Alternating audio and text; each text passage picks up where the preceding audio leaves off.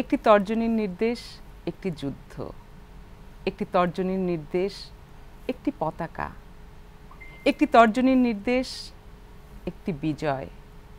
একটি তর্জনীর নির্দেশ, একটি মানচিত্র। একটি তর্জনীর নির্দেশ, একটি বাংলাদেশ।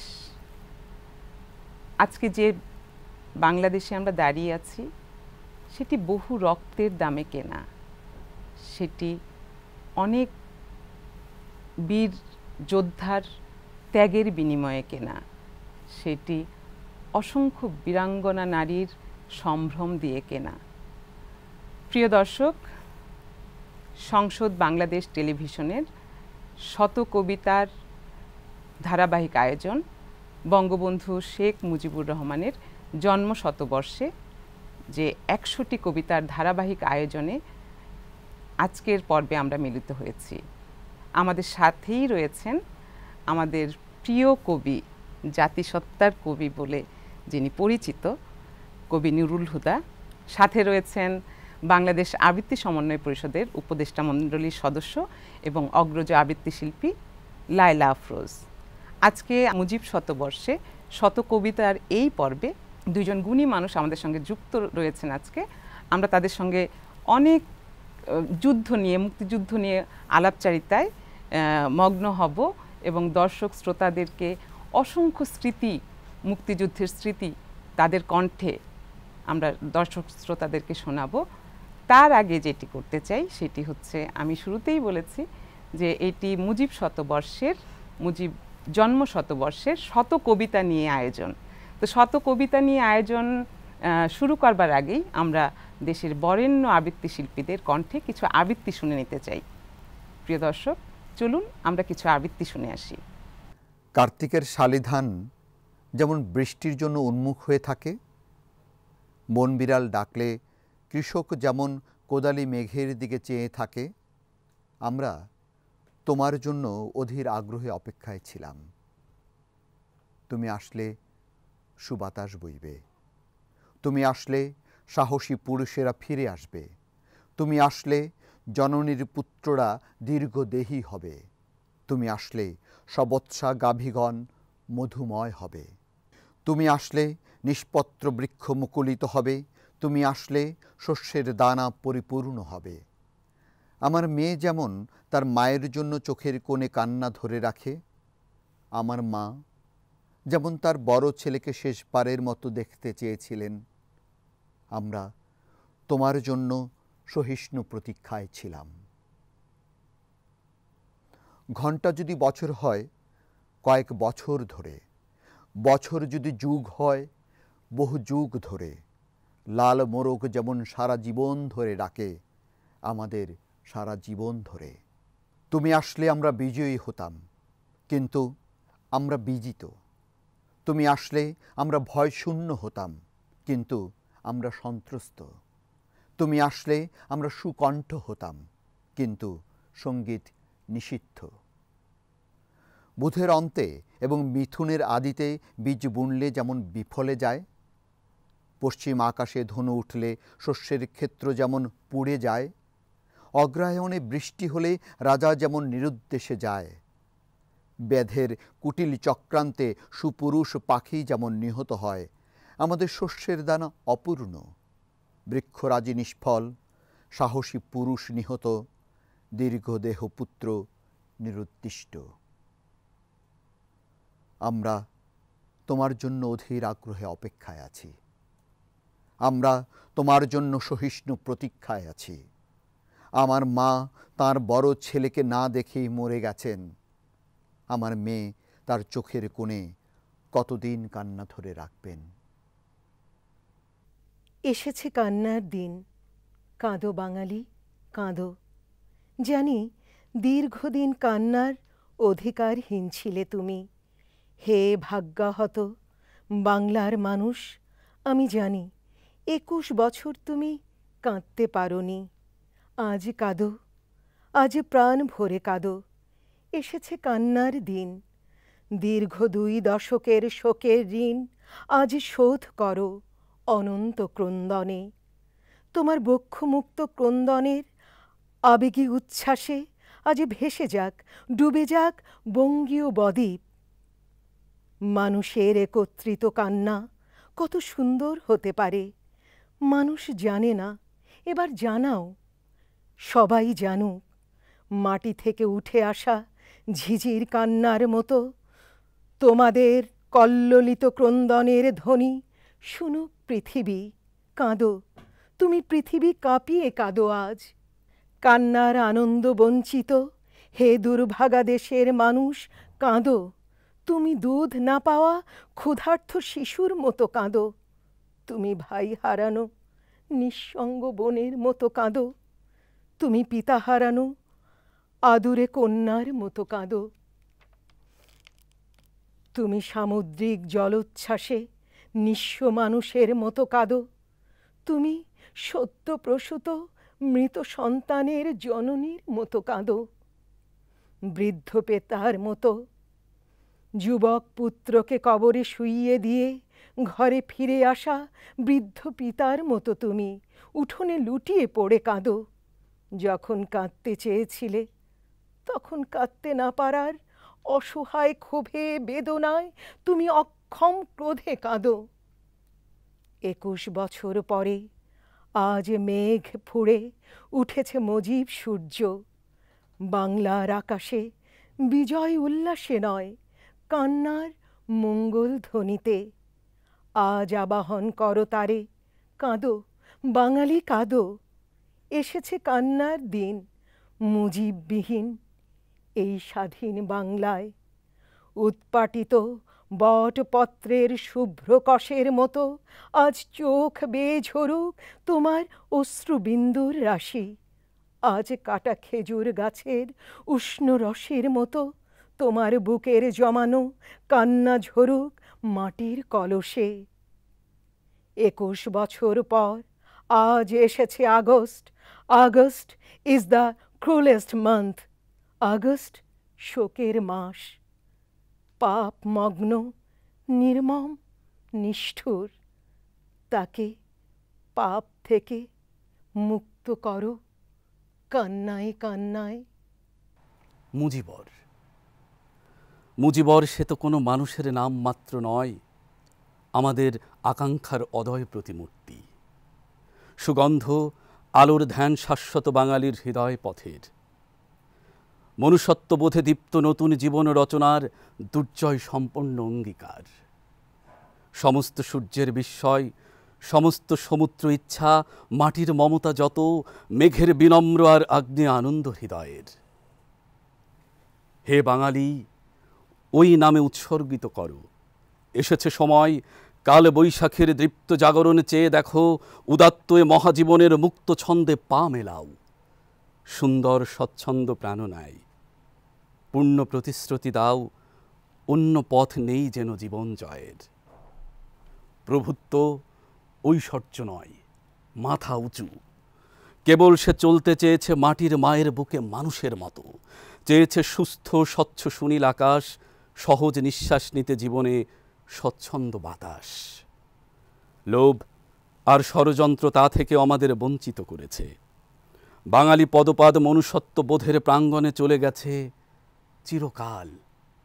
ইতিহাস জানে তার সমস্ত স্বপ্ন সাধনা, সাধ্যায়ত্ত সমস্ত তপস্যা ও প্রাণের প্রেরণা মানুষের জন্য এক সার্বজন্য সুধার সন্ধান।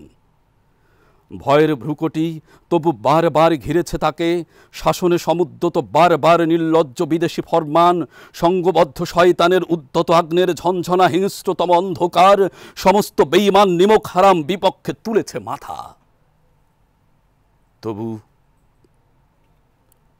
তবু এ অপরাজয়ে সূর্য সত্তাকে রুদ্ধ করতে পারেনি কেউ। তবু শান্ত হয়নি যে অশান্ত এ বঙ্গোপসাগরের ঢেউ। আলোর উজ্জ্বল রাত্রির নিবিড় মহিষে ছিন্ন ভিন্ন করে তবু এনেছে যে বারবার নতুন প্রভাত, সূর্যের সোনালি পদ্ম হাতে হাতে প্রতি মুক্ত গৃহের প্রাঙ্গণে। পদ্মার প্রমত্ত ঢেউ বঙ্গোপসাগরের উত্তাল উত্থানে মিলে মিশে বজ্রে ও বিদ্যুতে আজ জেগেছে সে, তাই বুঝি? সঙ্গবদ্ধ বাঙালির উদ্বেলিত কোটি কোটি হাত আবার নতুন করে অন্য এক ইতিহাস রচনার দায়িত্বে মুখর।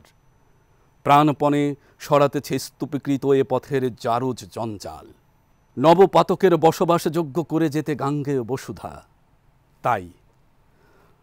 তাই তার গারুদের মতো এই মহত্তম হিরণময় ক্ষুধা আত্মার প্রতিষ্ঠা দিতে, বাঙালির হৃদয়কে ভরে দিতে সুন্দর সঙ্গীতে, আকাশ বাতাস ব্যাপ্ত এত আয়োজন, বঙ্গোপসাগরের উদ্দাম তরঙ্গ উত্তাল। ভেঙে পড়েছে অবিরাম কোটি কণ্ঠে একই নাম, একই প্রতিশ্রুতি, মুজিবর মুজিবর মুজিবর। মুজিবর বাঙালির হৃদয়ের হিরকাগ্নি দূতি। অনির্বাণ জ্বলে উঠেছে এ প্রমত্ত তামসী আকাশে, কি অমেয় উদাত্ত উদ্ভাসে সব প্রমুক্ত স্মরণী। ওরে ওরে তোরা এখানে কি শুনতে পাস না, শুনিসনি পদপাদ ধ্বনি? সে যে আসে আসে আসে। প্রিয় দর্শক, আমরা এতক্ষণ বঙ্গবন্ধুকে নিবেদিত কিছু কবিতা শুনলাম দেশের বরেণ্য আবৃত্তি শিল্পীদের কণ্ঠে। আমাদের সাথে রয়েছেন সম্মানিত আলোচকবৃন্দ। আমি শুরুতেই যে বিষয়টি জানতে চাইব আপনার কাছে, সেটি হচ্ছে 1971 সালে, আমরা জানি যে 1971 সালের 6ই মার্চে প্রতিরোধ নামে একটি পত্রিকা বের করেছিলেন এবং সেটির সঙ্গে আপনি যুক্ত ছিলেন। হ্যাঁ, এবং 7ই মার্চে সেই রেস কোর্স ময়দানে বঙ্গবন্ধুর ভাষণের সময় আপনারা সেই পত্রিকাটি বিলি করেছিলেন। এবং এই যে পত্রিকাটি, প্রতিরোধ নামক যে পত্রিকাটি আপনারা বের করেছেন, সেটির বিষয়বস্তু কি ছিল এবং কেনই বা সেদিন বিলি করেছিলেন? ধন্যবাদ আপনাদেরকে। আর সম্মানিত শ্রোতা দর্শক যারা আছেন, তাদের অনেকেই বিষয়টি জানতে পারবেন যদি তাদের বয়স আমার কাছাকাছি হয়, যেহেতু আমি সেদিন উপস্থিত ছিলাম বলে বলা হয়েছে। এবং এটা সত্যি, সেটি হচ্ছে বাংলাদেশের যখন এই সংগ্রামটা শুরু হলো, যেই সংগ্রাম যুদ্ধ হয়ে যাবে, মুক্তিযুদ্ধ হয়ে যাবে, আমরা বিজয় অর্জন করব, তার শুরুতেই বাঙালির যে জাতিসত্তা, বাঙালির যে জাতি রাষ্ট্র হতে পারে, বাঙালির যে সার্বভৌমত্ব অর্জিত হতে পারে এবং স্বাধীনতা আসতে পারে, এই বিষয়টি নিয়ে বাংলাদেশের লেখক শিল্পীরা, সৃজনশীল কর্মী যারা আজকে আমরা যারা আছি এই প্রজন্মের, সেই প্রজন্মের যারা, তারা বাংলাদেশ লেখক সংগ্রাম শিবির নামে একটি আন্দোলন করেছিলেন, প্রতিষ্ঠা করেছিলেন। এবং তার সঙ্গে যুক্ত ছিলেন তৎকালের যারা জ্যেষ্ঠ লেখক, তারা সবাই সিরাজুল ইসলাম চৌধুরী, প্রফেসর আহমদ শরীফ, তারপর প্রফেসর আনিসুজ্জামান, প্রফেসর রফিকুল ইসলাম, আজকে যাদেরকে আমরা মনে করি যে আমাদের একেবারে জাতির শিক্ষক, তারা ছিলেন। তাদের ছত্র ছায়ায় আমরা তরুণ যারা ছিলাম, আমরা তার সঙ্গে যুক্ত ছিলাম। এবং মার্চের বলবো যে ফেব্রুয়ারি থেকে এই আন্দোলন বিশেষভাবে শুরু হয়েছিল, তার আগেও ছিল। এবং এই আন্দোলনের মুখপত্র হিসাবে আরেকজন আমাদের ছিলেন, তিনি হচ্ছেন বুরহানুদ্দিন খান জাহাঙ্গীর। তিনি আমাদেরকে প্রণোদনা দিয়েছিলেন যে একটা কিছু বের করো, আমরা যে কাজগুলো করছি তার একটা ডকুমেন্টেশন, দলিলীকরণ থেকে যায়। তখন আমরা প্রথমে তখন সাইক্লো স্টাইলে বের করার একটা নিয়ম ছিল, কারণ এত পত্রিকা থাকলেও, পত্রিকা ছিল, লিটল ম্যাগ ছিল, খুদে পত্রিকা ছিল, কিন্তু এগুলো বের করার জন্য যে ব্যবস্থা, প্রেসের যে ব্যবস্থা, সেটা কিন্তু ওই যে লেটার প্রেস, অক্ষরের সঙ্গে অক্ষর গাঁথতে হতো, পাইকা, প্রগতি, এইসব গাঁথতে হতো, কষ্ট ছিল, সে সময়কার খরচও ছিল বেশি। তাই প্রথম দুটি পত্রিকা আমরা সাইক্লো স্টাইল করে বের করি। তৃতীয়টা আমরা যখন দেখলাম, বঙ্গবন্ধু শেখ মুজিবুর রহমান, তিনি বঙ্গবন্ধু হয়েছেন, তখনও অন্য কিছু হন নাই, 7ই মার্চে ভাষণ দেবেন। তখন আমরা 7ই মার্চে তিনি কী ভাষণ দেবেন, আমাদের যে ঐক্য হলো, মত বিনিময় হলো, তাতে আমরা বললাম পরিপূর্ণ স্বাধীনতায় আমরা চাই। তখন আমরা এই পত্রিকাটিকে আমরা লেটার প্রেসে বের করার চিন্তা করলাম। প্রফেসর আনিসুজ্জামান সাহেবের ছোট ভাই আখতারুজ্জামানের পূরবী প্রেস বলে একটা প্রেস ছিল, সেই প্রেসে গিয়ে আমরা এই বাংলা আপোষের বাণী আগুনে জ্বালিয়ে দাও, হ্যাঁ, স্বাধীন সার্বভৌম জনগণতান্ত্রিক বাংলাদেশ কায়েম করো, প্রতিরোধ, হ্যাঁ, নিচে লেখা হলো বাংলাদেশের প্রগতিশীল জনগণতান্ত্রিক কথাটা পরে যে আমরা যে প্রজাতন্ত্র বলি, ওই তখন বলা হয়েছিল স্বাধীন সার্বভৌম জনগণতান্ত্রিক বাংলাদেশ কায়েম করো, বাংলাদেশের সংগ্রামী লেখক শিল্পীদের মুখপত্র। তাতে 4-5টা ছিল, রিপোর্ট ছিল। আর তাতে আমরা সম্পাদকীয়তে বলেছিলাম যে 7ই মার্চে আমাদের স্বাধীনতা ঘোষণা করতে হবে। পত্রিকাটি যখন ছাপার সিদ্ধান্ত হলো, তখন আমাদের তরুণদের উপর দায়িত্ব পড়লো যেন আমরা এই কাজটি করি। যারা বয়স্ক তাদের পক্ষে এটা সম্ভব নয়। রাত জেগে, সারা রাত জেগে আমি, কবি রফিক নৌশাদ, এখন তিনি নাই, মারা গেছেন, তিনি কালপুরুষ নামে একটা বিখ্যাত পত্রিকা তখন সম্পাদনা করতেন, লিটল ম্যাগ, মুনতাসির মামুন, আমাদের বিখ্যাত সেই মুনতাসির মামুন, ঐতিহাসিক, আমরা তিনজন মূলত কাছারি বাজারে যাই এবং সারা রাত এখানে আমরা কাজ করি। পুলিশ আসলে আমরা কেউ কেউ জাস্ট কম্পোজিটর হিসেবে বসে থাকতাম। আর আমাকে যখন বলা হতো, আমি চুল লম্বা ছিল, সব আমি বলতাম আমি কবিতা লিখছি এখানে। কী কবিতা? প্রেমের কবিতা লিখছি। এইভাবেই চলেছে। সকালবেলা আমরা মহসিনুলে চলে এলাম। মহসিনুলে চলে এসে 9টার ভিতরেই আরও কয়েকজন সংগ্রহ করলাম। আমাদের কবি খালিকুজ্জামান ইলিয়াস, বিখ্যাত প্রফেসর এখন ইংরেজি ভাষার কবিও, আমরা বেরিয়ে পড়লাম এবং 10টা-11টার ভিতরেই আমরা ইয়েতে ঢুকে গেলাম, আমাদের যে রেস কোর্সে, এখনকার যে সরোবরতী উদ্যান, ঢুকে সোজা যেতে হবে। ওই যে স্টেজ বানানো হয়েছে, মঞ্চের চারপাশে একটা সামনে একটা ঘেরা ছিল, যেখানে ঘেরা দিয়ে আছে সেখানে মহিলারা ছিল। আমার ধারণা লায়লা আফরোজ ওখানে ওই দিন ছিল। তো তার পাশে, চারপাশ থেকে আমরা যারা মোটামুটি তরুণ, আমাদের দায়িত্ব ছিল এখানে থাকা আর পাহারা দেয়া।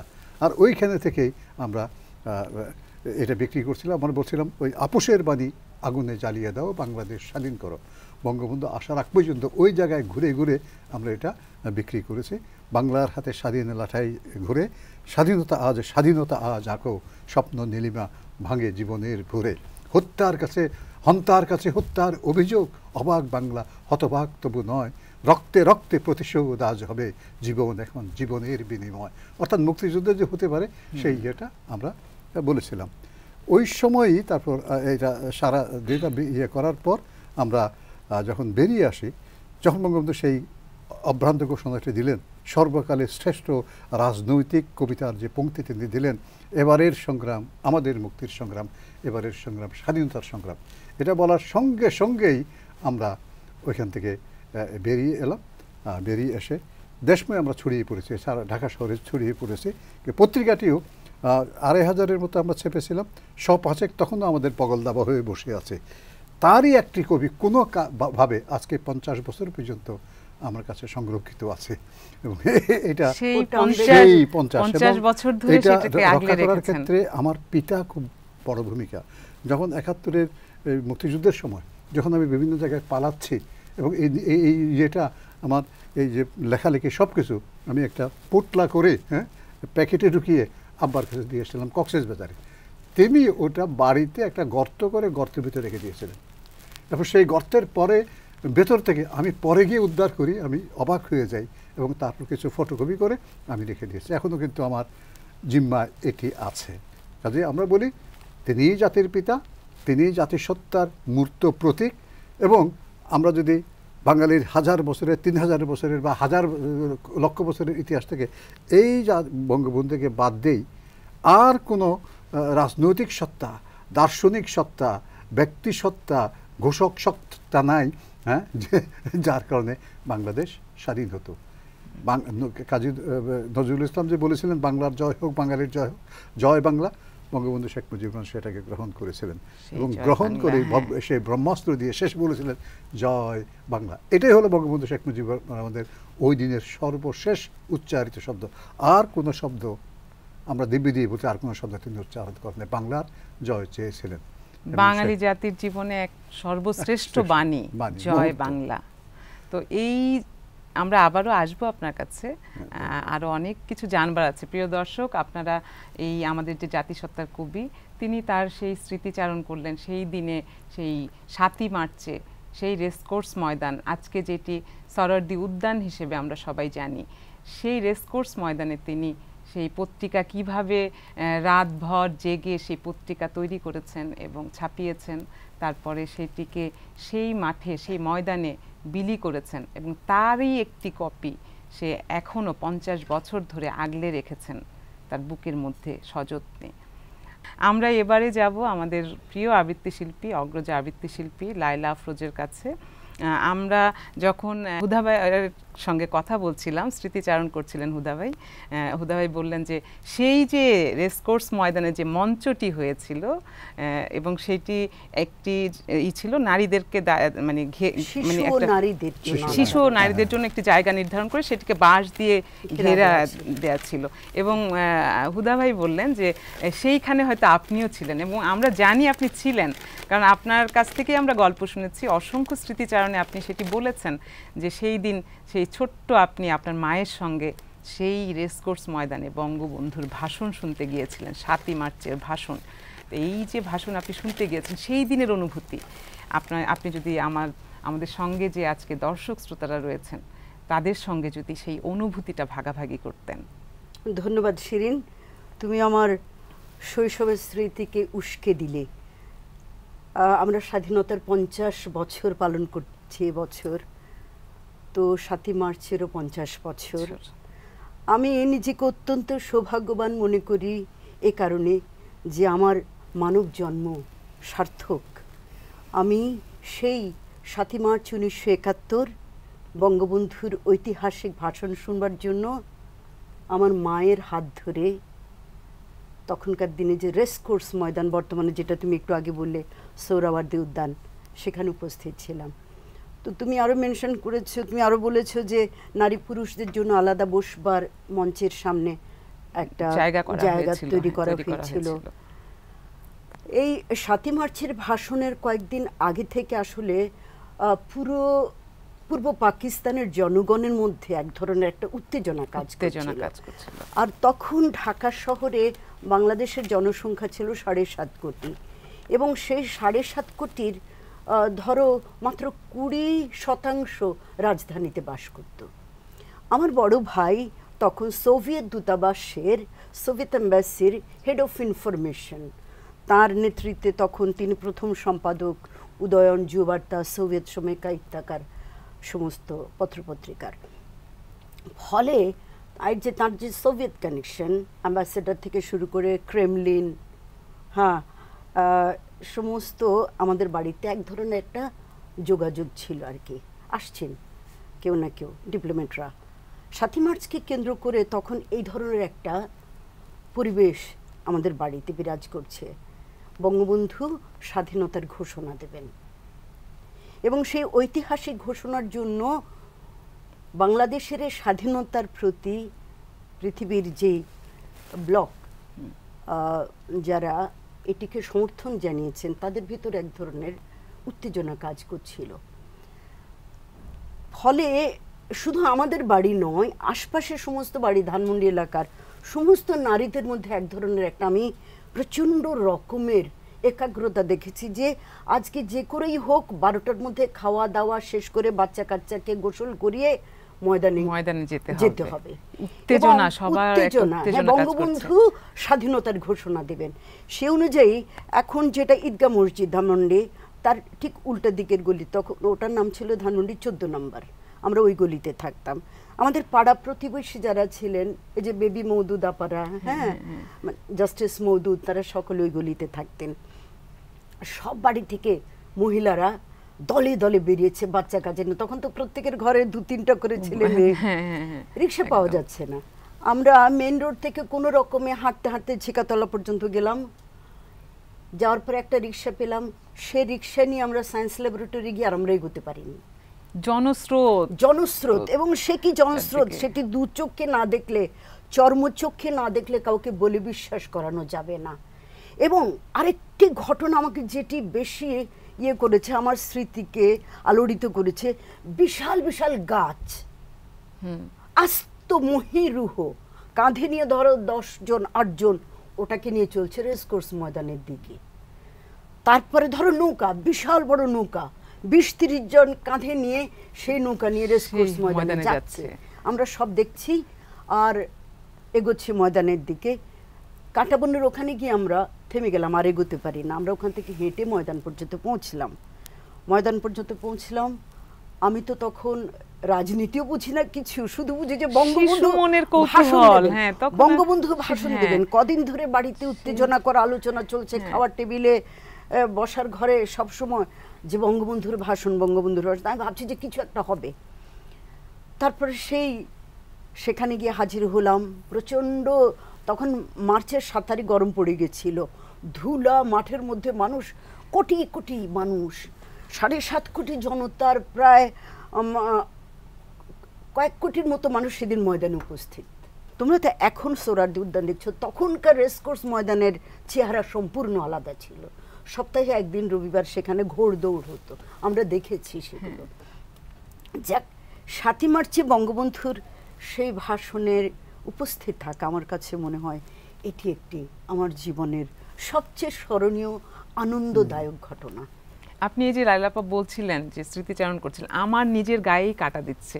নিশ্চয়ই দর্শক শ্রোতাদেরকেও সেইভাবেই আন্দোলিত করেছে যে এই যে আপনার যে যাওয়ার ঘটনা এবং এই যে বাড়ি বাড়িতে যে উত্তেজনা, সেই স্রোতে গিয়ে মিলিত হবেন তারা। সকল বাঙালি তখন আসলে একটি মন্ত্রে উজ্জীবিত, স্বাধীনতা আমাদের চাই। হ্যাঁ, আপনাদের বলার মধ্যে দিয়ে দর্শক শ্রোতার কাছেও সেটি মানে পৌঁছে গেছে। দর্শক শ্রোতা নিশ্চয়ই আপনারা সেই দৃশ্যগুলো দেখতে পাচ্ছেন যে প্রতিটা মুহূর্ত তাদের কি উত্তেজনায় কিভাবে কেটেছে সেই সময়ে। হ্যাঁ, অনেক অনেক ধন্যবাদ। আমরা আবারও আসবো আপনাদের কাছে, আপনাদের অনেক স্মৃতিচারণ শুনবো, আপনাদের কাছ থেকে অনেক জানবার আছে। আমরা অনেক কিছুই এখনো জেনে উঠতে পারিনি। প্রিয় দর্শক শ্রোতা, আমরা এবারে যাব আবৃত্তিতে। আমরা তো জানি যে এই সংসদ বাংলাদেশ টেলিভিশনের ধারাবাহিক আয়োজন শত কবিতার আয়োজন। তো সেই শত কবিতার আয়োজনে আমাদের সঙ্গে রয়েছেন দেশের বরেণ্য আবৃত্তি শিল্পীরা। মুজিব যখন মুজিব হয়নি, টুঙ্গিপাড়ার খোকা, তখনই সে বোঝে বেনিয়া ব্রিটিশ জাতিকে দিচ্ছে ধোকা। গাঁয়ের তরুণ কিশোর যুবক ধর্ম নির্বিশেষে মিয়া ভাই বলে তার আহ্বানে দাঁড়ালো পেছনে এসে। বিদ্যালয়ের ছাদ চুঁয়ে পানি চুই চুই করে ঝরে, খোকাই প্রথম মন্ত্রীর কাছে সারানোর দাবি করে। দিনে দিনে খোকা আরও বড় হয়ে সামনে এগিয়ে যায়, কলকাতা গিয়ে কলেজে ঢুকেই নেতার আসন পায়। সাম্প্রদায়িক দাঙ্গাতে খোকা জীবন তুচ্ছ করে বিপদাপন্ন নগরবাসীকে পৌঁছিয়ে দেয় ঘরে। সেই খোকা এই শেখ মুজিবুর 48 সালে বুঝে গেল দেশ আবার জড়ালো পাকিস্তানের জালে। সেই থেকে হলো পাকিস্তানের সঙ্গে লড়াই শুরু, মুজিবি ভরসা বাকিদের বুক কেঁপেছিল দুরু দুরু। ভাষার প্রশ্নে জিন্নার প্রতি ঘেন্না জানান তিনি, শোষকের বুকে তখনই বেজেছে শঙ্কার ঋণিঝিনি। তখনই তাদের লক্ষ্য মুজিব, মুজিবেই যত ভয়, সেই ভেবে তাকে কারাগারে নিল তারপরও সংশয়। কারাগার থেকে তাঁর নির্দেশে সংগ্রাম চলে দেশে, প্রকৃত নেতার আসনে বসালো জাতি তাকে ভালোবেসে। ভাষার লড়াইয়ে শেখ মুজিবুর 62তেও তিনি, 66তেই 6 দফা পেয়ে দেশ হলো সাহসিনী। 69-এ মুজিব হলেন বঙ্গবন্ধু সবার, 70-এ আর বাকি রইল না সর্বশ্রেষ্ঠ হবার। দুঃখী জাতির দুঃখ গোচাতে জাগাতে স্বপ্ন চোখে, বঙ্গবন্ধু ছাড়া আর কেউ ছিল কি বঙ্গলোকে? এই মুজিবুর সেই মুজিবুর, খোকা সে টুঙ্গি পাড়ার, এই মুজিবুর আলোর দিশারি পরাধীন পথহারার। এই মুজিবুর মিছিলে মঞ্চে রাজপথে সারা দেশে, ফাঁসির কাষ্ঠ দেখেও হেসেছে দেশটাকে ভালোবেসে। জেলেই কেটেছে 14 বছর, বাকিটা জীবন পথে, বন্দি জাতিকে স্বাধীনতা দিতে চেপেছে মৃত্যু রথে। এই মুজিবুরই 7ই মার্চের জাগ্রত জনতার, এই মুজিবুরই মুক্তিযুদ্ধ স্বাধীনতা ঘোষণার। যোদ্ধা বাঙালি জয় জয় জয় বঙ্গবন্ধু বলে স্লোগান তুলেছে বিজয় অহমে ভয়াল রণস্থলে।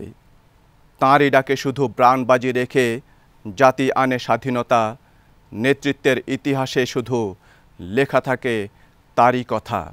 বাঙালি জাতির হাজার যুগের স্বপ্নের ইতিহাসে জাতির জনক বঙ্গবন্ধু এই নামই শুধু আসে। এখানে মাটিও কথা বলে সমুদ্রের মতো, সমুদ্র গর্জন করে বজ্রের ভাষায়, গর্জন করে মেঘমালা, বাতাস, এমনকি বৃক্ষমালাও। সেদিনই শুরু হয়েছিল গর্জন, সেদিনই শুরু হয়েছিল গর্জন, প্রতিবাদী চিৎকার।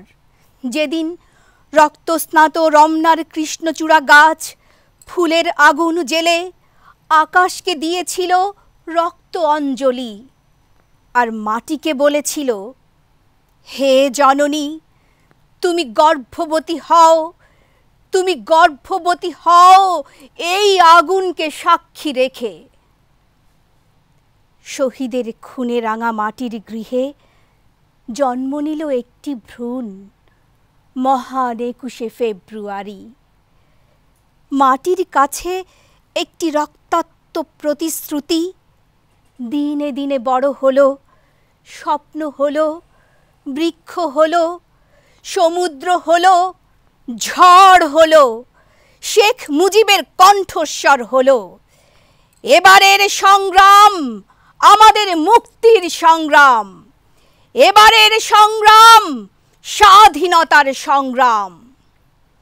সেই থেকে বাংলাদেশের প্রতি ইঞ্চি জমি, প্রতি বিন্দু সমুদ্র, প্রতিটি মানুষ কথা বলে বজ্রকণ্ঠে। সেই থেকে সংগ্রাম শুধু সংগ্রাম, এবং এই সংগ্রামে মৃত্যুর গর্জন বাজে সঙ্গীতের মতো। তাই এমন যুদ্ধে 30 লক্ষ দেশপ্রেমিক দান করেন প্রাণ, 2 লক্ষ বীরাঙ্গনা দান করেন ইজ্জত, প্রতিবেশী দেশের অর্ধশত জওয়ান বলি দেন প্রাণ। এমনকি শেখ মুজিবও আত্মবলি দেন ঘাতকের হাতে। এখানে মাটিও কথা বলে সমুদ্রের মতো। সমুদ্র গর্জন করে বজ্রের ভাষায়, গর্জন করে মেঘমালা, বাতাস, এমনকি বৃক্ষমালাও। এখানে মাটিও কথা বলে সমুদ্রের মতো। আমার পতাকাই তোমার ছবি, তোমার কথা আমার জাতীয় সঙ্গীত। তোমার চেতনা স্ফটিক হয়ে জ্বলে পবিত্র সংবিধানে। তোমার সান্নিধ্য পাই মহান সংসদ কক্ষের প্রাণের গুঞ্জনে। 7ই মার্চের উচ্চারণে ঘুম ভাঙে অনন্ত ভোরবেলায়। গাছপালা পাখ পাখালি মিলেমিশে যাত্রা করে টুঙ্গিপাড়ার ছায়া ঘেরা গাঢ় কুয়াশার সবুজ প্রাঙ্গণে। বড় নিঃসঙ্গ আমি, শিশিরের শব্দের মতন আর্দ্রতায় ঠাঁই খুঁজে ফিরি। ঘুরে না গান শোনা বৃষ্টির শব্দে আহ্লাদে নেচে ওঠে, অথবা হবে না শোনা সমুদ্রের গর্জন। শুধু তোমার আদর্শ আর চেতনায় জীবনটাকে শেষ তক টেনে নেয়া। হে জাতির পিতা, ভোর বা সন্ধ্যার আকাশে চিরকল্লোলিত হয়ে বেঁচে থাকতে চাই আমরা গোটা জাতি তোমার আদর্শের মোহনায়। আমার পতাকাই তোমার ছবি, তোমার কথা আমার জাতীয় সঙ্গীত, আমার পতাকাই তুমি। প্রিয় দর্শক, আমরা আবারও ফিরে আসলাম আমাদের আলাপচারিতার আয়োজনে। এতক্ষণ আপনারা বাংলাদেশের বরেণ্য আবৃত্তি শিল্পীদের কণ্ঠে কিছু আবৃত্তি শুনলেন। আমরা আবার যাব, আমাদের সাথে রয়েছেন আমাদের সম্মানিত কবি, জাতিসত্তার কবি। বারবার যে শব্দটি হুদা ভাইকে, যখনই হুদা ভাইয়ের কাছে আসছি তখনই বলছি জাতিসত্তার কবি, কারণ তিনি আমাদের এই যে জাতিসত্তা, এই শব্দটি তার নামের সঙ্গে একদম যুক্ত হয়ে আছে, মিলিত হয়ে আছে। আমরা হুদা ভাইকে মানে কবি হিসেবে যখন নুরুল হুদাকে জানি, তখন আমরা তার এই একটি বিশেষণ যে জাতিসত্তার কবি তিনি, সেই বিশেষণটি তার নামের সঙ্গে যুক্ত হয়ে গেছে। তো আমরা এবারে যাব হুদা ভাইয়ের কাছে। হুদা ভাই, আমাদের যে আপনার যে অমর একটি কবিতা স্লোগানে পরিণত হয়েছে, 80-র দশকে লেখা কবিতা, নেই তো তাহার জীব যে বলেনি জাতির পিতা মুজিব শেখ মুজিব, এই যে এই কবিতাটি অমর স্লোগানে পরিণত হয়েছে, এবং এই যে 80-র দশকে আপনার যে এই কবিতাটি লিখেছেন, সেই সময়ে কোন অনুভূতি থেকে আপনি এই কবিতাটি লিখেছেন? অনুভূতি, সেই সময় যে অনুভূতি, তারও আগে যেতে হবে। আসলে আমি বঙ্গবন্ধু শেখ মুজিবুর রহমান, যিনি যেন বঙ্গবন্ধু হননি, বঙ্গবন্ধুর প্রথম নাম খোকা, খোকা থেকে মুজিব, মুজিব থেকে শেখ মুজিবুর রহমান, শেখ মুজিবুর রহমান থেকে তিনি বঙ্গবন্ধু, বঙ্গবন্ধু থেকে জাতির পিতা, জাতির পিতা থেকে এখন সর্বকালের সর্বশ্রেষ্ঠ বাঙালি। আর এখন আমরা বলি বিশ্ববন্ধু, মানব বন্ধু। বঙ্গবন্ধুর এই যে পরিচিতিগুলো আস্তে আস্তে বেরিয়ে পড়ছে। আমি তার নাম প্রথম শুনেছিলাম আমার যতদূর মনে পড়ে, আমি অষ্টম শ্রেণীর ছাত্র, আমাদের একজন নেতা তিনি গ্রেফতার হয়েছেন, পাকিস্তানিরা তখন যে পূর্ব পাকিস্তান সরকার গ্রেফতার করেছে, তার আমরা চাইব, মুক্তি চাইব। নেতাকে আমার নেতা শেখ মুজিব, তোমার নেতা শেখ মুজিব, জেলের তালা ভাঙবো, শেখ মুজিবকে আনবো। এই যে ছন্দে ছন্দে, স্লোগানে স্লোগানে, কবিতায় কবিতায় বঙ্গবন্ধু সেই এক সুদূর দরিয়ানগর কক্সবাজারের একটা হাই স্কুলে আমি নেতা হিসাবে দিলাম, ছাত্র নেতা হিসাবে। কারণ সর্বপ্রথম ওই কথাটাই আমি শুনেছি, এবং যে দলটা ছিল ছাত্রদের দল, আমি তার সাধারণ সম্পাদক ছিলাম। তো এই হলো প্রথম। তারপর এই যে মুজিব কথাটা ঢুকে গেছে, এই মুজিব কিন্তু সবসময় আমার ভিতরে কীভাবে উপস্থিত ছিল। ঢাকা শহরে আসার পর আমরা তখন আব্দুল কালাম 1965 সনে আমি ঢাকা শহরে আসি। 65 সন থেকে আমরা 66 সন আমি আগরতলা মামলা, আমি ষড়যন্ত্র বলবো না, আগরতলা মামলা, আগরতলা মামলা মানেই হচ্ছে এই মামলায় কিন্তু ষড়যন্ত্র করে দেওয়া হলো। এই মামলায় কিন্তু আমাদেরকে আমাদের জাতিসত্তার দিকে সঠিকভাবে ঠেলে দিয়েছে। তার আগে তো ভাষা আন্দোলন আছেই। বঙ্গবন্ধু শেখ মুজিবুর রহমান ভাষা আন্দোলনের প্রথম কিন্তু প্রস্তাবক, এবং এই কারণেই তিনি কিন্তু জেলে ছিলেন বলেই তিনি প্রথম সভায় সভাপতিত্ব করতে পারেননি। পরে যখন বেরিয়ে এলেন, পরের সভাগুলোতে অনেকগুলোতে তিনি সভাপতিত্ব থেকে আরম্ভ করে সব কিছু করেছেন।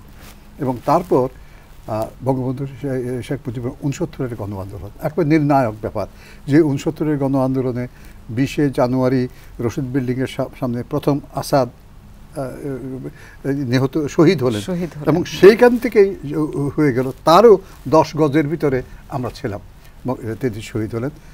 তারপর থেকে বঙ্গবন্ধু শেখ মুজিবুর রহমান যখন তাকে মুক্তি দেওয়া হলে, প্যারোলে নিলেন না, প্যারোলে আমি মুক্তি নেব না, এবং না দিতে নিষেধ করেছিলেন জাতিমাতা বেগম ফজিলাতুন্নেসা মুজিব। মনে রাখতে হবে বঙ্গবন্ধু শেখ মুজিবুর রহমান যে শেখ মুজিবুর রহমান হয়েছেন, অর্ধেক তার করিয়াছে নারী, অর্ধেক তার নর। এই জন্যই বঙ্গবন্ধু শেখ মুজিবুর রহমান জাতিপিতা বলার সঙ্গে সঙ্গে তার যে আত্মত্যাগ এবং 75-এ যে এই যে মুক্তিযুদ্ধের সর্বশেষ শহীদ, আর তারা জীবন শুরু করেছেন একেবারে বাল্য জীবন, 10 বছর বয়স থেকেই তার সঙ্গে তারা সঙ্গী, তাই না? এইভাবে তিনি এলেন। এবং তারপর আস্তে আস্তে যখন আমরা বুঝলাম, বঙ্গবন্ধু প্রথমে গণতান্ত্রিক যুদ্ধ করেছেন, তিনি সশস্ত্র মুক্তিযুদ্ধের আগে তিনি যুক্তিযুদ্ধ করেছেন। এই যুক্তিযুদ্ধের নাম হলো গণতান্ত্রিক যুদ্ধ। সেই গণতান্ত্রিক যুদ্ধে পৃথিবীকে দেখিয়ে দিলেন বাঙালির শতভাগ বাঙালি, 97% বাঙালি তাকে ভোট দিয়েছে। কারণ যে কোনো কিছু করার তার অধিকার আছে কিন্তু আইনানুগভাবে। যখন 75 সাল এসে গেল, বঙ্গবন্ধুকে অযৌক্তিকভাবে তা সরিয়ে দেওয়া হলো।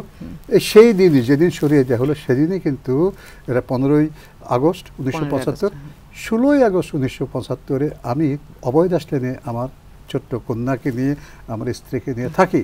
সারাদিন বন্দি, আমি তখন বাংলা একাডেমিতে চাকরি করি। সারাদিন জেগে জেগে করে আমি লিখলাম জিসাস মুজিব। সেই জিসাস মুজিবের সর্বশেষ 2টি লাইন ছিল, ফুরাবে না গঙ্গা দ্বারা, ফুরাবে না বঙ্গবাসী কবিদের নিব, ফুরাবে না এই রক্ত, পিতা তুমি জিসাস মুজিব। অনেক ধন্যবাদ।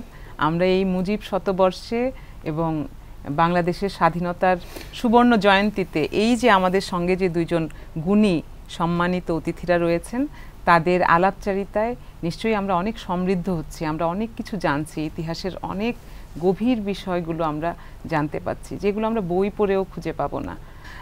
আমরা এবারে চলে যাব লায়লা আপার কাছে। মুক্তিযুদ্ধের নানা স্মৃতি উঠে এসেছে, এবং মুক্তিযুদ্ধ মানেই বঙ্গবন্ধু, মুক্তিযুদ্ধ মানেই সর্বকালের সর্বশ্রেষ্ঠ বাঙালি, জাতির পিতা আমাদের শেখ মুজিবুর রহমান। তাকে আপনি কিভাবে তুলে এনেছেন বা কিভাবে উপস্থাপন করেছেন আপনার সেই গ্রন্থে? আমরা একটু দর্শকদেরকে সেটি জানাতে চাই।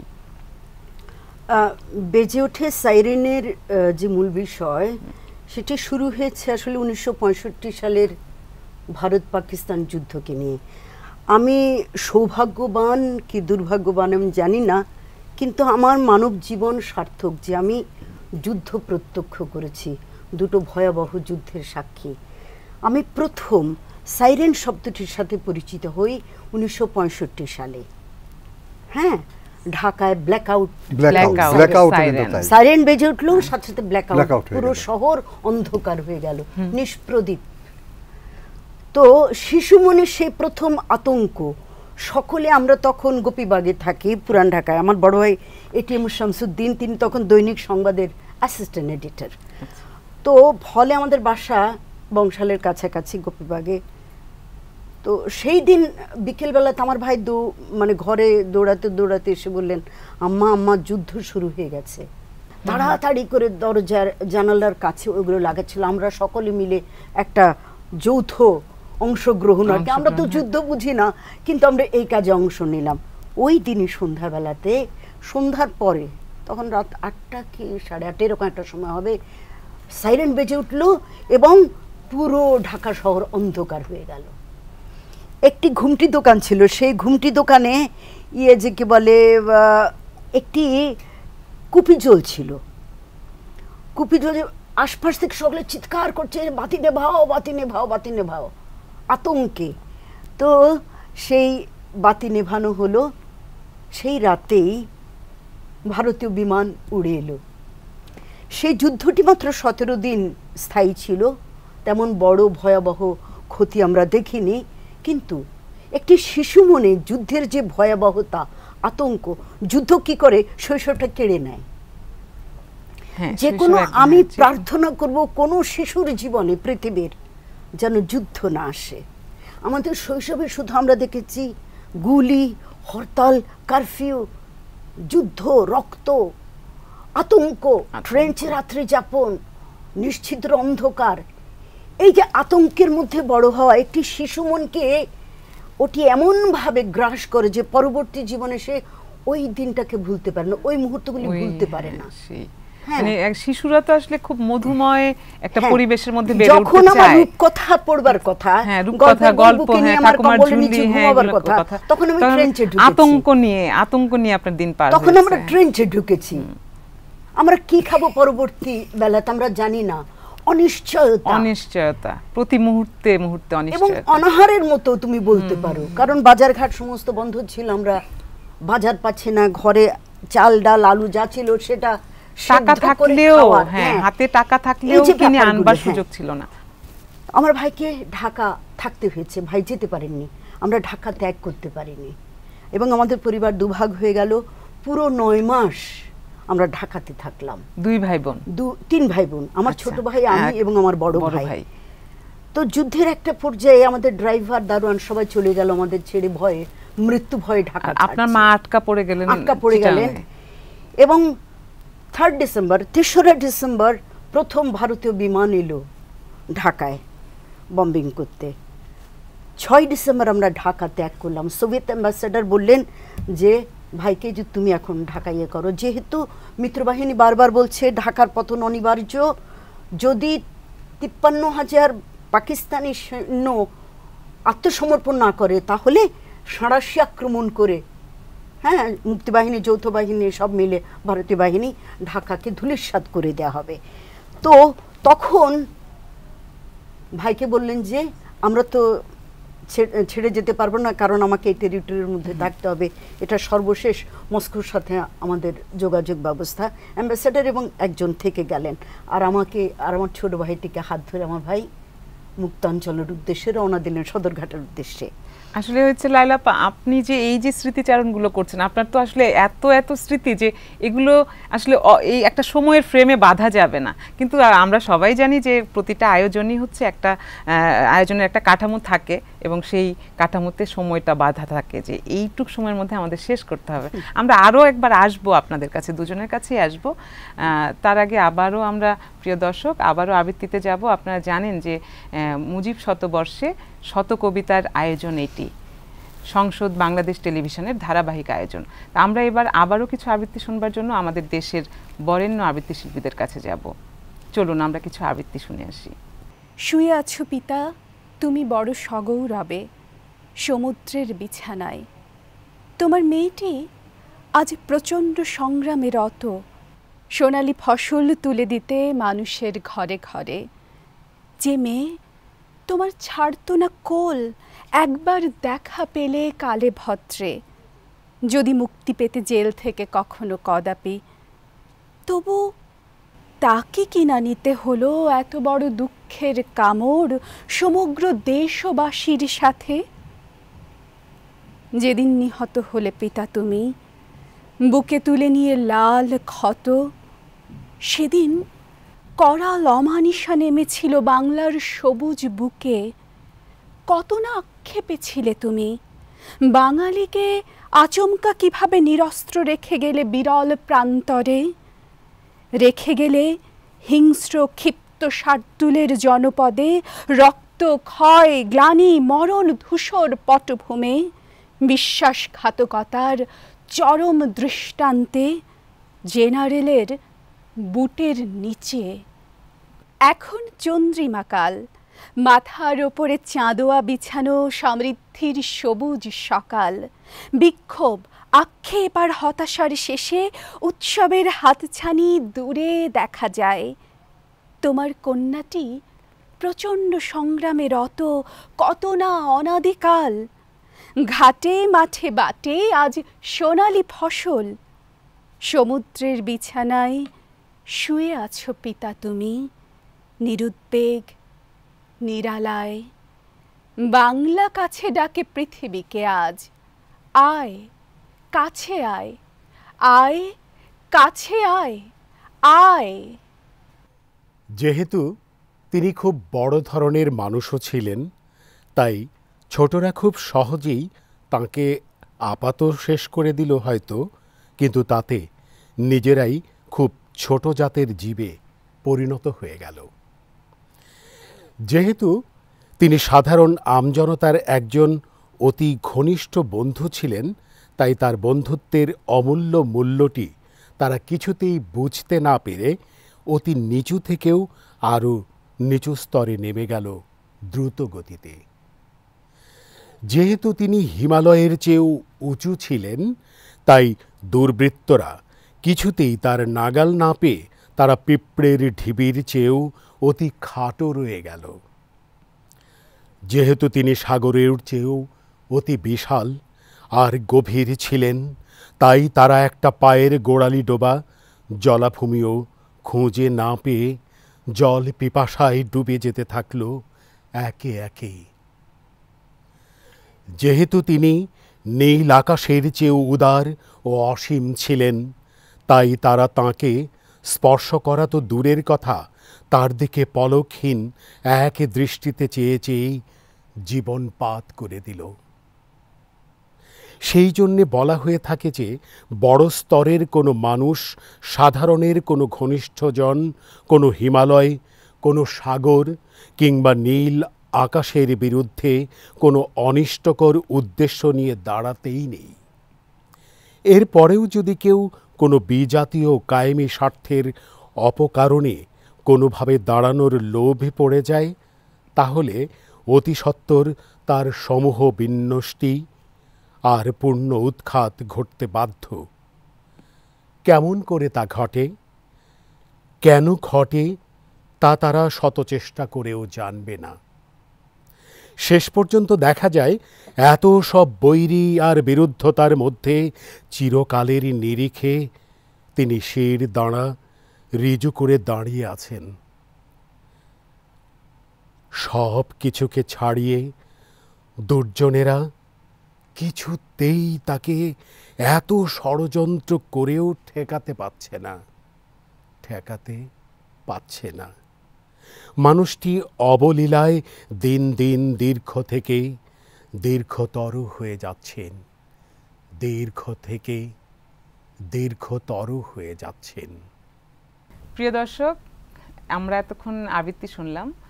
এবার আমরা চলে যাব আমাদের আলাপচারিতার পর্বে। এবারে আমি আবারও নুরুল ভাই আপনার কাছে যাব। আপনি আপনার আলাপচারিতায় একটা জায়গায় বলছিলেন যে ডক্টর মাজহারুল ইসলামের একটি বঙ্গবন্ধুকে নিয়ে যে প্রকল্প, অনুবাদ প্রকল্প, সেটিতে আপনি দায়িত্বপ্রাপ্ত ছিলেন, পরিচালক ছিলেন, সহকারী পরিচালক ছিলেন। এবং এই যে একটি দুর্লভ কাজ করবার অভিজ্ঞতা যে আপনার হয়েছে, হ্যাঁ, একটি ঐতিহাসিক কাজ করবার অভিজ্ঞতা হয়েছে, সেটি শুধু যদি সংক্ষেপে একটু আমাদের দর্শক শ্রোতার সঙ্গে একটু ভাগাভাগি করতেন। বঙ্গবন্ধুর যে ধারণা, বঙ্গবন্ধুর যে 7ই মার্চ থেকে যে আমাদের স্বাধীনতা শুরু হলো, সেই স্বাধীনতাকে অব্যাহত রাখা, সেই অব্যাহত রাখার প্রক্রিয়া হিসেবে আমরা কবিরা সারা জীবন কবিতা লিখে গেছি। আমি আগেই বলেছি যে এই 2021 সালের 7ই মার্চে তার ঘোষণা নিয়ে আমি কবিতা লিখেছিলাম। আমি সেই কবিতাটি যদি পাঠ করি, আমি সাক্ষ্য দিচ্ছি যে, কবিতার নাম, আমি সাক্ষ্য দিচ্ছি যে আমি 7ই মার্চ 1971, এই মরলোক যদিও আমার দৃশ্যমান আতুর ঘর, অনন্তকালের অনন্ত লোকে আমি অনন্ত অমর, আমার মানব সূত্র চিরজীবিত বঙ্গবন্ধু শেখ মুজিবর। আমি সাক্ষ্য দিচ্ছি যে বঙ্গবন্ধু বাঙালির জাতির জনক, আমি সাক্ষ্য দিচ্ছি যে জাতি মুক্তির পাঠ নিয়ে বিশ্বকে তিনি দিয়েছেন মানব মুক্তির সুষম সবক। স্বাধীনতাহীনতায় কে বাঁচিতে চায় হে, কে বাঁচিতে চায়? মুক্ত পৃথিবীর মুক্ত মানুষ আজ অবাক তাকায় জাতিরাষ্ট্র বাংলাদেশের লাল সবুজ পতাকায়। আমি সাক্ষ্য দিচ্ছি যে 7ই মার্চের স্বাধীনতা মঞ্চে বঙ্গবন্ধুর ঐতিহাসিক ঘোষণা বিশ্বব্যাপী জাতিরাষ্ট্রের শৃঙ্খল মুক্তির প্রমিত প্রণোদনা। আমি সাক্ষ্য দিচ্ছি যে 7ই মার্চের সংগ্রাম বিশ্বব্যাপী সব মানুষের মুক্তির সংগ্রাম। 7ই মার্চের সংগ্রাম সকল জাতি রাষ্ট্রের স্বাধীনতার সংগ্রাম। আমি সাক্ষ্য দিচ্ছি যে আমি অতীত বর্তমান ভবিষ্যতের বিবর্তন প্রবণ নবায়ন, কাল থেকে কালান্তরে আমি ত্রিকালজ্ঞের ত্রিবেণী সঙ্গম। আমি বিশ্বের তাবৎ প্রাণী ও প্রাণসত্তার প্রমূর্ততার প্রতীক। আমি মহাকালের মহাঘড়ি, আমি বেজে চলেছি টিক টিক। আমি বাংলার জয়, বাঙালির জয়, আমি চিরকাল শুভ সময়, মহাবিশ্বের মহামানবের মহাকালের জয়, আমি মানব সময়। জয় বাংলা, বাংলার জয়, জয় বাংলা, বাংলার জয়। অসাধারণ, অসাধারণ।